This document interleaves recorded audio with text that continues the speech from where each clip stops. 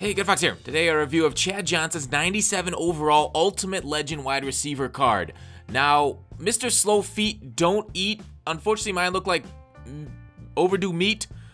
94 speed, I don't know what the heck, that was a terrible intro. 95 catching, 93 elusiveness, 97 spec, 98 release with the playmaker, or with the, sorry, go deep chem. He's also got playmaker chem, which is important for a lot of people's offense. 97 route running, 91 catch in traffic. Unfortunately, you compare him to the Jerry Rice card, he's got 94 jump too.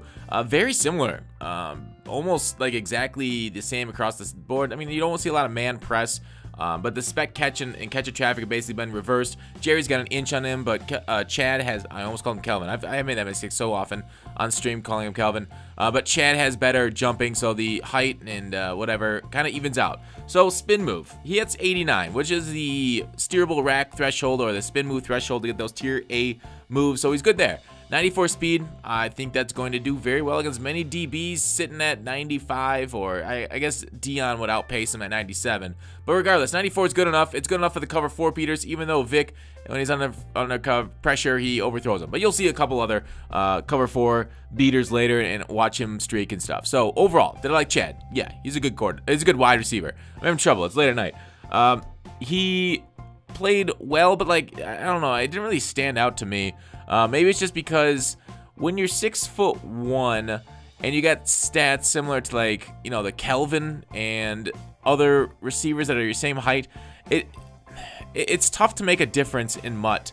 Even though height doesn't really matter that much anymore in Madden like it used to, where it's like Toilolo, Levine would be like the best receiver just because of face catching. You don't get that anymore. So, I mean, with that, it's balanced. I like the way he can move after the catch the rack. He's got the elusiveness, spin, juke, all that good stuff. Carrying at 80, so you might get a fumble or so. They do a little swiggle back and forth, so we can't get a good jump at Chad right there to get the touchdown. But anyways, run block 72, which is, I would say, upper tier wide receiver run block. His impact's at 59 though, so don't have him running at safeties, but he will be able to lock down like the aforementioned Deion Sanders pretty well, although a lot of wide receivers can with that. There's a drop, but that was kind of like, I don't know, that spec catch animation, if you get hit like that by 2 players, you're generally going to drop the ball. There is Night Train just wanting the ball more than Chad, which is really unfortunate for us in that interception. But we'll show that play a little bit later where he actually makes the catch on that same exact route. I don't know,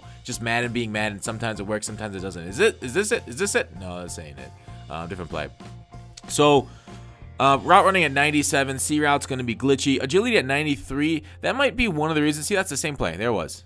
That might be one of the reasons, like, he had great route running, but it felt, I don't know, maybe that Antonio was a little bit more open with his higher route running. And obviously the comparison that I showed you earlier was Jerry Rice to this Chad card. And I think I like Jerry a little bit better. Don't ask me why. I don't know why.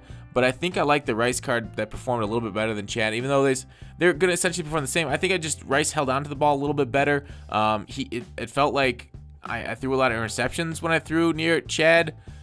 For no real reason either. Whereas like my number ones were Antonio Brown and Jerry Rice, I felt much more comfortable throwing the ball, and I felt like I did a lot more better throwing the ball. So, will Chad Johnson be a good receiver for you? Yes, of course. But he is $760K right now on the Xbox One, kind of extremely priced. And do I think he's gonna make is he gonna be a game changer for you? No.